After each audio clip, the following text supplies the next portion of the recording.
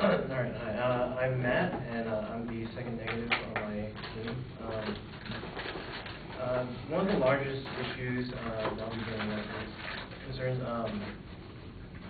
euthanasia will result in abusive practices. The slippery slope that they were talking about, that euthanasia will eventually lead to involuntary euthanasia. That's the act of killing a patient or performing euthanasia on a patient without their consent. And that risk exists because there is no method to keep track of whether or not a physician has performed euthanasia or not.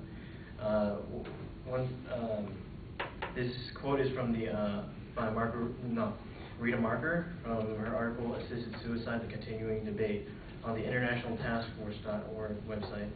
The OHD, which is the Oregon Health Department, has the mandate of requiring healthcare providers to file a copy of dispensing records. However, the law contains no penalties for healthcare providers who fail to report prescribing lethal doses for the purpose of suicide.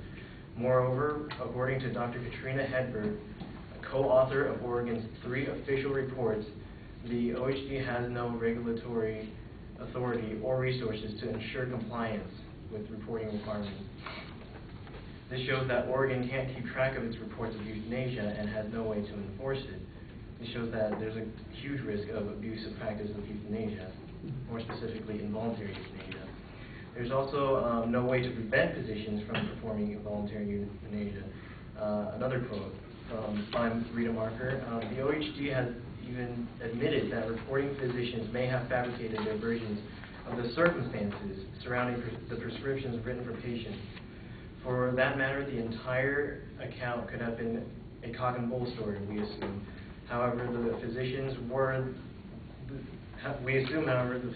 their usual, careful, and accurate selves. This shows that the OHD themselves cannot be sure that the physicians may have fabricated the circumstances, such as whether or not the patient had given consent or not for assisted suicide. And that again shows that there's a higher risk of involuntary euthanasia happening.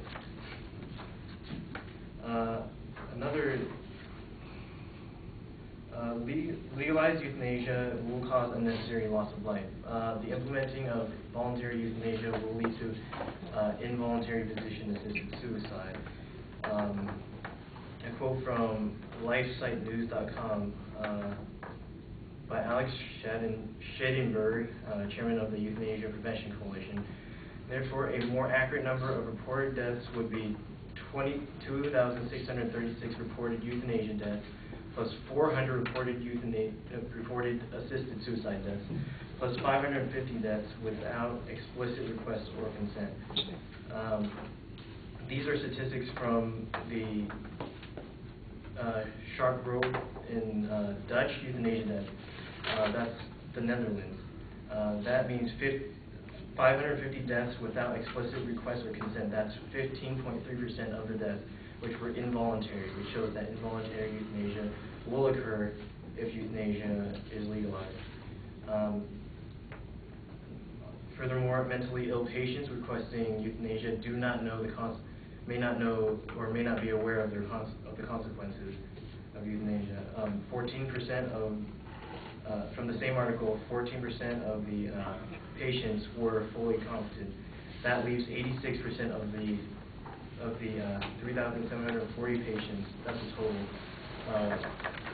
who were incompetent and who were not aware of their deaths.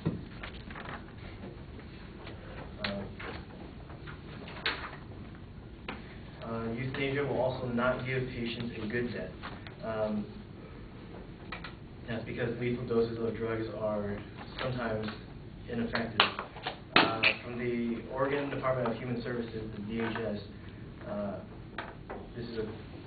they've reported that in 2005, 39 physicians wrote a total of 64 prescriptions for lethal doses of medication.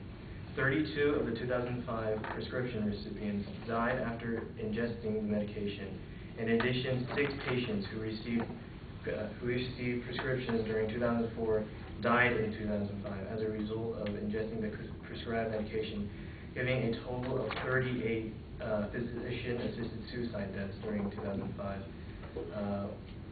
One 2004 prescription recipient who ingested the prescribed medication in 2005 became unconscious 25 minutes after ingestion and then regained consciousness 65 hours later.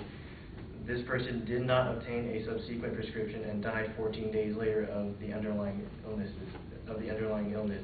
That's 17 days after ingesting the medication.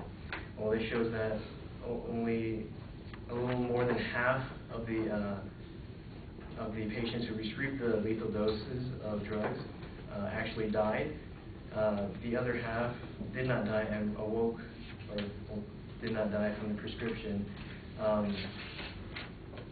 One of the recipients actually woke up and regained consciousness and did not receive additional drugs. And that shows that they're actually feeling pain, even though euthanasia was performed on them.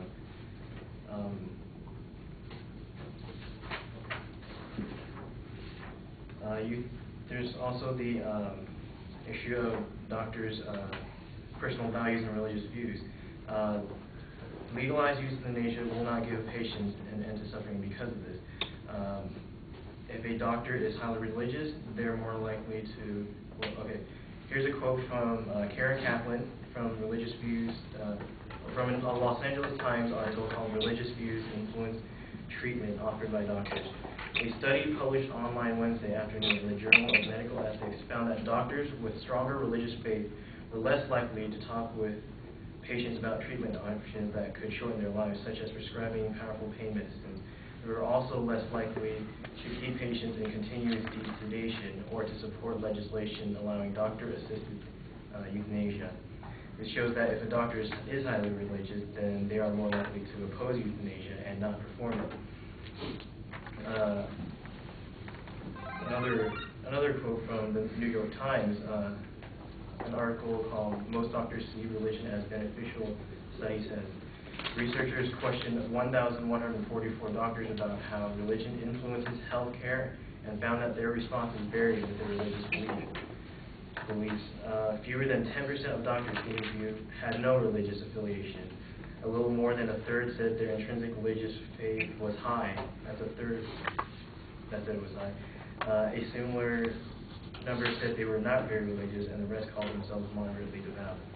So the third of the doctors that said that they had high religious faith might not actually, even if euthanasia was legalized, may not perform euthanasia. So even if it were legalized, those patients will not have an end to suffering.